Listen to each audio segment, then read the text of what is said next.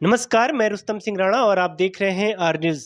आज मेरे साथ हैं विधायक जी और जिनसे हम चर्चा करेंगे वर्तमान परिस्थिति की और ख़ासकर जो विधानसभा क्षेत्र है इनका नानंगमता, उसमें क्या विकास के कार्य इनके द्वारा किए जा रहे हैं और जो कमियां जो नज़र आई हैं उन पर किस तरह से इनकी प्रतिक्रिया रहेगी, किस तरह से उन कमियों को दूर करने का प्रयास ये करेंगे। उन विषयों को लेकर मैं इनसे एक सवाल करूंगा। और सर, सबसे पहले तो हम जो एक मुद्दा लेकर चल रहे हैं, खासकर नानंगमता की जो विकास की योजनाएं हैं, और कहीं न कहीं हम देखते हैं कि एक जो डिग्री कॉलेज है, ख़ासकर जो युवा पढ़ते हैं जहाँ पर डिग्री कॉलेज की एक तरह से जो अस्थायी रूप से जो चल रहा है, उसकी स्थायी एक जगह मिले, वहाँ पर एक पर्टिकुलर जगह में डिग्री कॉलेज हो, उसको लेकर आपके माध्यम से किस तरह के कार्य हुए हैं? ज़रा हमारे दर्शकों को बताइए। बहुत बहुत धन्यवाद आपको चैनल को देना चाहता हूँ कि आपने बहुत अच्छा सवाल पूछा है।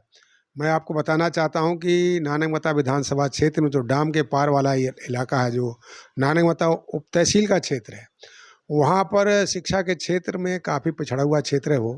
वहाँ इंटर कॉलेज नहीं है, वहाँ पर हाई स्कूल नहीं है, जिससे वहाँ के बच्चे बेचारे बाहर जाना पड़ता, छात्रों को बाहर जाना पड़ता है। मेरा प्रयास है कि वहाँ पर कुछ इंटर कॉलेज और हाई स्कूल का निर्माण और स्थापना हो। इसी तरह मैं चाहता हूँ कि वहाँ पर डिग्री कॉलेज की स्थापना हो चुकी है, और डिग्री कॉलेज एक बहुत वैसे छोटे भवन में, जहाँ पर हमारा टूरिस्ट विभाग का, जो पर्यटन विभाग का जो एक ग्रामीण पर्यटन उसके लिए कुछ भवन दिए गए हैं, उसी में चल रहा। बहुत जीर्ण शीर्ण हालत उनकी हो गई है। तो मैं चाहता हूँ कि एक बड़े हॉल, बड़ी जगह में ये डिग्री कॉलेज चले। और हमारे ज़िले के जिलाधिकारी ने एक प्रस्ताव भेजा था, और वो सुनखरी में जो जिला पंचायत, सुनखरी कलाम जिला पंचायत की ज़मीन है, उसमें डिग्री कॉलेज की स्थापना के लिए भवन के लिए व्यवस्था की गई है।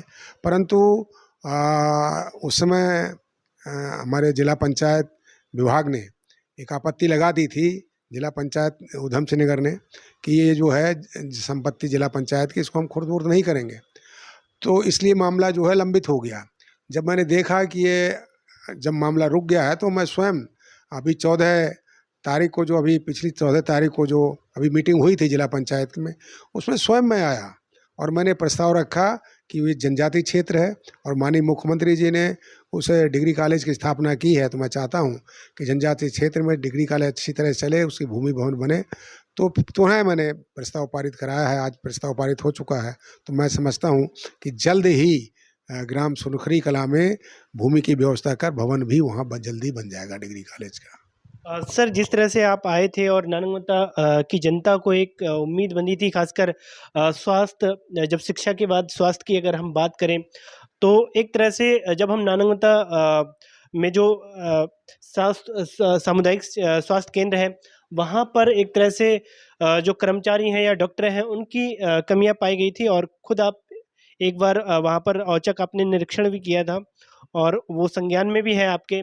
उसको लेकर उन कमियों को दूर करने के लिए आपके माध्यम से क्या-क्या किया गया है और कब तक जनता को वहाँ पर सारी चीज़ें जो स्वास्थ्य के लिए ज़रूरी हैं, वो उपलब्ध हो पाएँगी?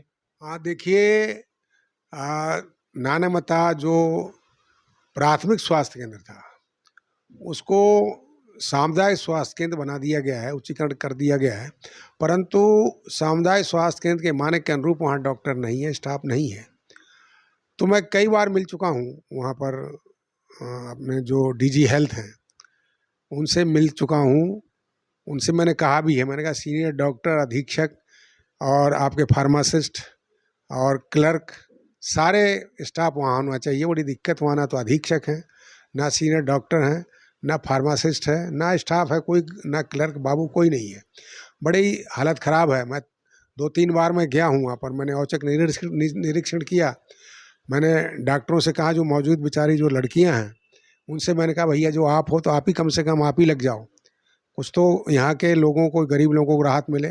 तो आज मैं समझता हूँ कि वो डॉक्टर जो हैं वो मेहनत कर रहे हैं। जो आज मुझे बताया गया है कि आज ओपीडी वहाँ पर 100 से 150 ओपीडी हो रही है, संख्या बढ़ रही है धीरे धीरे।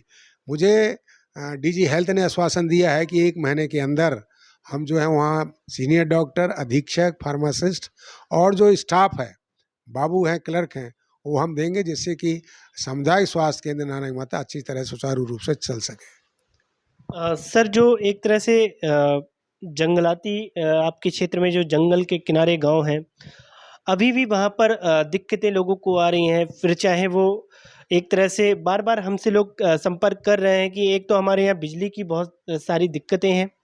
ख़ासकर मैं ये टुकड़ी बिचवा या फिर ये सरौंजा की मैं बात करूँ तो। और दूसरा ये कि जो एक तरह से अभी भी जो जंगली जानवर का खतरा अभी भी बना हुआ है, लगातार एक तरह से आतंक में वो जी रहे हैं। उनको लेकर किस तरह से आप उन कमियों को दूर करने वाले हैं? अ, इस पर ज़रा आप कहिए। देखिए, मुझे मौका दिया है जनता ने और मैं समझता हूँ 5 साल तो विधायक रहूँगा ही रहूँगा। और जो वहाँ पर सबसे बड़ी दिक्कत है वहाँ पर बिजली की। ये चीज़ बहुत पहले हो जाना चाहिए था, जिससे हमारे यहाँ के ग्रामीणों को बिजली अच्छी मिले।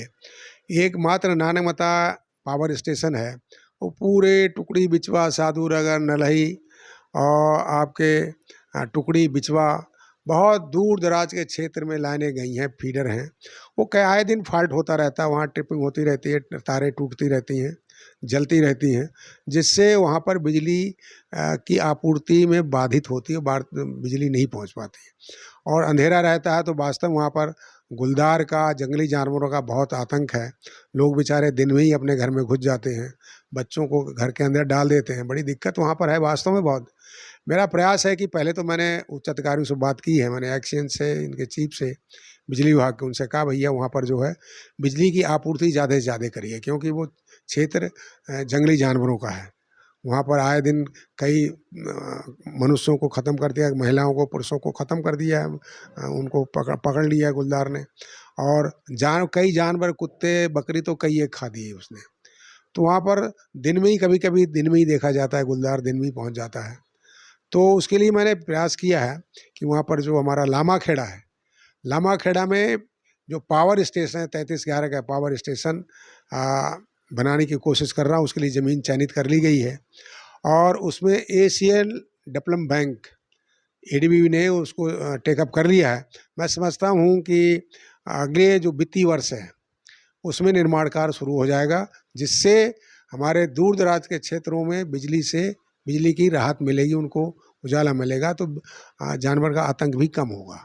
यानी एक तरह से जो अगला वित्तीय वर्ष है 2023 से 24 का, उसमें विधायक जी बता रहे हैं कि निर्माण कार्य बिजली जो घर बनाने का है वो सुचारू रूप से शुरू हो जाएगा। सर, एक और मेरा ये आखिरी सवाल होगा और ये सवाल खासकर हमारे राज्य की राजनीति से जुड़ा हुआ है और खासकर युवाओं से जुड़ा हुआ है, क्योंकि जिस तरह से घोटाला हुआ अभी आपने देखा होगा और कई सारे अभी गिरफ्तारियां भी हुई हैं कई सारी, और खासकर अब मामला जो है अपने हाई कोर्ट में भी चला गया है। तो एक तो खासकर जो सीबीआई की मांग हो रही है जांच के लिए, या फिर जो वर्तमान में एसटीएफ जो जांच कर रही है पूरे विषय को लेकर, तो क्या उससे आप लोग संतुष्ट नहीं हैं जिससे कि आप सीबीआई की मांग कर रहे हैं? देखिए, सबसे बड़ी बात तो ये है, उत्तराखंड में बेरोजगारी बहुत है और बेरोजगार युवाओं के आवाज़ को सदन में उठाया गया हमारे पार्टी ने, और पार्टी का मुद्दा था।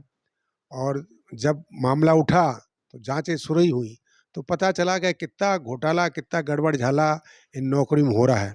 जो वास्तव में जो बेचारे मेहनत कश बच्चे हैं, जो मेहनती बच्चे हैं, जो मेरिट वाले हैं, वो रह जा रहे हैं। बाकी जो जुगाड़ वाले या जो धन बल से और उससे नौकरी लग जा रही है, इसकी जांच होनी चाहिए। हमने भी मांग की, हमारी पार्टी मांग कर रही है कि इसकी सीबीआई जांच होनी चाहिए एसटीएफ से, इसलिए कि उनकी एसटीएफ अपने उच्च अधिकारियों को अरेस्ट नहीं कर सकती, ना उसके खिलाफ कार्रवाई कर सकती है।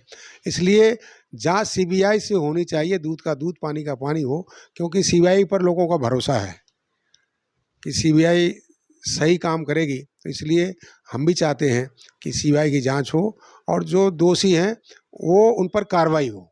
सर, एक तरह से ये भी आरोप लगाया जा रहा है, खासकर ये परिपाटी जो थी और वो कांग्रेस के कार्यकाल में भी रही, कांग्रेस के कार्यकाल में भी इस तरह की नियुक्तियां हुई और इस तरह से ये भी एक तरह से आप पर आरोप लगाया जा रहा है।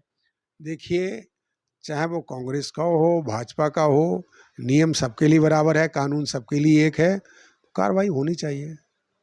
तो कार्रवाई होनी चाहिए, बहुत बड़ा मुद्दा है।